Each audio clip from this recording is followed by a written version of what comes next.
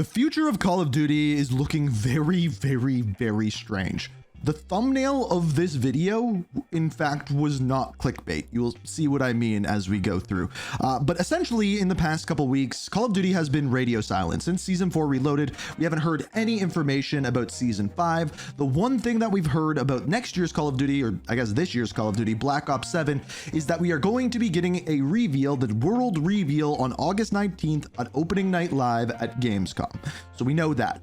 However, there is one person by the name of Ghost of Hope who over the past week has been leaking everything. And when I say everything, I mean everything. We have leaks for Black Ops 7, including the release date. We have leaks for Modern Warfare 4, and we have leaks for the following game in 2027 that is going to be made by Sledgehammer, and we kind of have a first idea of what that game is going to look like as well. But let's start with this year, what we learned about Call of Duty Black Ops 7 coming in 2025. We have a release date. So this actually started a little bit more than a week ago when, again, the Ghost of Hope leaked the fact that at the end of September, we are supposedly getting a Call of Duty Next that is taking place in Las Vegas. Now, I want to start out by explaining why that's really, really weird. If we look back at last year, Black Ops 6's Call of Duty Next, it took place in Washington, D.C. because we see a big portion of Black Ops 6 taking place in Washington, D.C. We see the mission in Washington, D.C., and they were tying all of that kind of in together, which lends to the question, why would this year's Call of Duty Next take place in Las Vegas? Well, there's a couple of theories with it. First of all, number one, the only Call of Duty game that we've ever had that had a mission take place in Las Vegas was Call of Duty Ghosts. There was a mission by the name of Sin City that took place in a rubbled out kind of post-apocalyptic version of Las Vegas, which honestly is a really, really cool mission, but I don't think that that's going to have anything to do with a Black Ops game. Now, the other thing that we have had that somewhat tangentially has to do with Las Vegas is the casino mission that we have in Call of Duty Black Ops 6. Now, this is the Lutazi's Casino, one of the crime families within Avalon.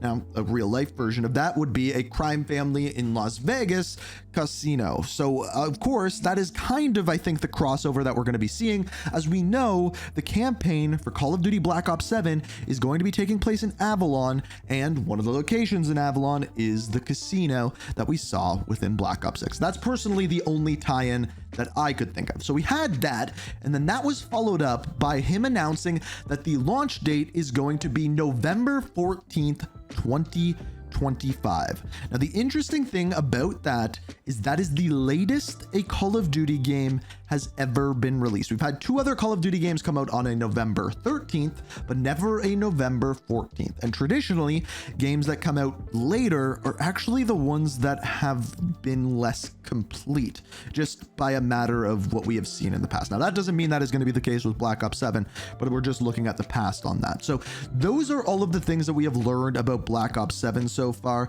We're going to be getting Call of Duty Next at the end of September, which probably also means that is when we're going to be getting a beta, and then the final launch on November the 14th. So then we have the following year. Now, the following year is said to be Modern Warfare 4, but as you're seeing here, the Roman numeral is not a Roman numeral. It's a Korean number 4. Now, oddly, we know quite a bit about this game, and in fact, in the description down below, I'll have a video specifically about that game.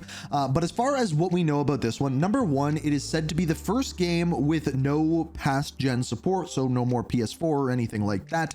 Also, it's supposed to be a new iteration of the Call of Duty game engine, which is like kind of going to be like the first big time we see that since Modern Warfare 2019, which would be a good jump forward. The campaign is featuring both South Korea and North Korea in a significant role, hence the Roman numeral.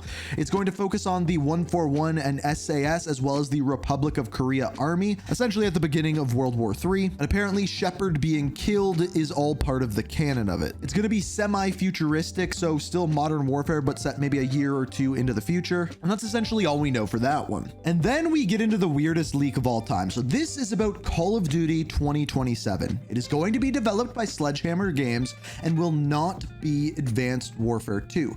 Instead, it is going to be a completely new sub-franchise set in the modern era, with no jetpacks, but movement is planned to be a big focus.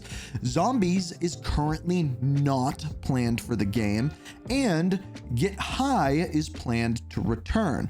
There also may be a focus on martial arts within the gameplay, with karate kicks and karate chops as examples. That last part is by far the weirdest part. So for the longest time, we kind of assumed that the next game in 2027 that Sledgehammer Games was making was going to be the second iteration of Advanced Warfare, which was made years and years ago. But apparently that is not the case. The internal developers are thinking that it is time that we have a brand new sub-franchise, which, by the way, the last time that we did that was also Sledgehammer Games creating Call of Duty Vanguard, which, if you ask me, has one of the worst campaigns of all time, second worst to be exact. But the multiplayer, albeit is probably better than Black Ops 6, is still one of my least favorites altogether. So I just have to say, I'm a little bit worried about that, but what they did with Modern Warfare 3 and its multiplayer kind of is a resume in and of itself. What they did and what they iterated on ended up being something really, really good. Now, the rest of this is very strange. I want to start out though with the zombies point there. Apparently there is currently no zombies planned for the game, which actually makes a lot of sense. And for that, we have to go back to the previous game. Going back to Modern Warfare 4, the current rumor for that game is that their alternate mode is not going to be zombies as well, but rather going to be a new iteration of DMZ, an iteration that has something along the lines of a headquarters, an iteration that is kind of the next big thing for an extraction shooter within Call of Duty. They're going to take what they did with the beta for DMZ within Modern Warfare 2 and expand on that, have an out-of-game economy, and just be a deeper, more intricate style game. And it would make a lot of sense for them to carry that forward to the next year if they are planning on that being at all successful. And here's where the worry comes in. You see, a couple years back, they started this new thing where they did back-to-back titles which stories run in together. So we had Modern Warfare 2 going into Modern Warfare 3, Infinity Ward working on both, and then Sledgehammer kind of bringing in with the second year. The history is absolutely repeating itself because this year we have Black Ops 6 and the coming up year we have Black Ops 7. And the rumor is that once again, Sledgehammer is going to be the studio that is working on the multiplayer for that game, Black Ops 7 being the one that I'm talking about. So back-to-back years, stories that run in together with the same title. Now, if we go back and look at the Ghost of Hope's tweet, first of all, there is no zombies, which would lead us to believe that probably the thing that they're working on for that is another year of DMZ if they're going to double down on that, but also that there's going to be a focus on karate kicks and karate chops. Well, remember when we talked about Modern Warfare 4 and its setting is supposed to be in Korea? Well, would it not make sense for the karate kicks and karate chops to be focused in an area of the world where that is a large portion of their culture? So I'm actually still thinking that even though they might be making a new sub-franchise, the story of Modern Warfare 4 might actually flow into the story of this Call of Duty 2027. And again, Sledgehammer is going to be handcuffed with the story and the game that they create. Now, this is pure speculation. This is 2 years away, and still even the genre or time period of that 2027 Call of Duty game still could very, very well change. But the one thing that is in those leaks as well is that Get Higher, a game mode from Modern Warfare 3, which of course Sledgehammer worked on, is going to be making a return. This was absolutely a fan favorite game mode, and if they were to do something moving forward where they would update a map every single week, add leaderboards every week, add new challenges, I think this could be a really, really cool addition to the game. But is it something that has the longevity, something like zombies or DMZ or any other mode? I don't think it's going to replace as like a third mode, just probably a fun multiplayer mode if they decide to do it. So yeah, that is the weird future of Call of Duty. We've got Black Ops 7 followed up by Modern Warfare 4 taking place in Korea, and then a kung fu fighting Call of Duty coming in 2027. Let me know what you're thinking of it. Just wanted to keep you guys filled in so you know everything coming in the future, and want to hear what you think down in the comments. So to stay up to date on everything Call of Duty, make sure you subscribe, turn notifications on.